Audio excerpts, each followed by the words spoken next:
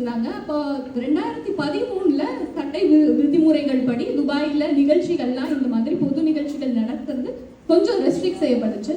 அதனால நாங்கெல்லாம் வந்து சரி பிழைக்கவங்க ஊர்ல அவங்க சொல்ற விதிமுறையை பற்றி கட்பட்டு இருக்க வேண்டியதானே அப்படின்னு நாங்கெல்லாம் அந்த நிகழ்ச்சி நடத்துறதையும் விட்டுட்டோம். அந்த நிகழ்ச்சி நடக்கிறதுடைய எண்ணம் என்னவாக இருந்ததுன்னா, ஆர்வம் உடையவர்களுக்கு, திறமை உடையவர்களுக்கு மேடை அமைச்சு கொடுக்கறது தான் எங்களுடைய பிரதான மூலதனமா இருந்தது அந்த நிகழ்ச்சி நடத்துறது. அது மட்டும் இல்லாம தமிழர் இப்ப நீங்க வந்து செல்பேசியில ரொம்ப சுலபமா தமிழ்ல எழுத முடியுதோ அந்த காலகட்டத்துல, அதாவது நான் சொல்றது ஒரு 20 வருஷத்துக்கு முன்னாடி யூனிகோடு ஒரு குறின்னு சொல்றோம், அதுல வந்து செயலி சாஃப்ட்வேர் இருக்கிறதே ரொம்ப கஷ்டமா இருந்துச்சு. அதை மற்றவங்களுக்கு சொல்லி அதை எப்படி பயன்படுத்துறது, தட்டச்சு எப்படி தமிழ்ல பண்றது அப்படின்ற விஷயங்களை வந்து நாங்க அவங்களுக்கு சொல்லி கொடுப்போம். அப்போ தொலைக்காட்சியில் தொலைந்த கண்களை புத்தகத்தில் புகுத்துங்க அப்படின்றது தான் நாங்க சொல்லிட்டு இருந்தோம். இப்போ நிறைய கேட்ஜெட் வந்துருச்சு, யாருமே புத்தகத்தை தொட்டு கூட பாக்குறது இல்லை. வாசிப்பு எல்லாமே ரொம்ப 20 செகண்ட் வாசிப்பா தான் இருக்கு ரீல்ஸ்ல.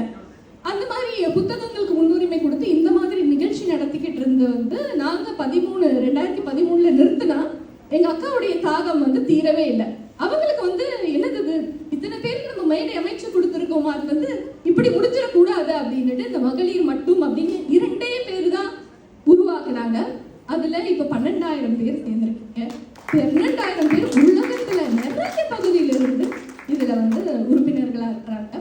அது மட்டும் இல்ல, ஆர்த்தி சொன்ன மாதிரி ஆர்த்தி மாதிரியே நிறைய தொழில் முனைவோர்கள், ஆண்டர்பிரினர்ஸ் வந்து உருவாகி இருக்கிறாங்க, வாய்ப்பு கொடுத்துருக்குறாங்க. அப்ப அந்த பிளாட்ஃபார்ம் எப்படி இருந்துச்சுன்னா, அவங்களுடைய பிசினஸை பத்தி, அவங்களுடைய திறமையை, அவங்களுடைய பிரச்சனைகளை, நிறைய விஷயங்கள் பேசுறது ஒரு க்ளோஸ்ட் குரூப் மகளிர் மட்டும் அப்படின்னு தொடங்கப்பட்டு அவங்க இந்த இடத்துல வந்து நிற்கிறாங்க.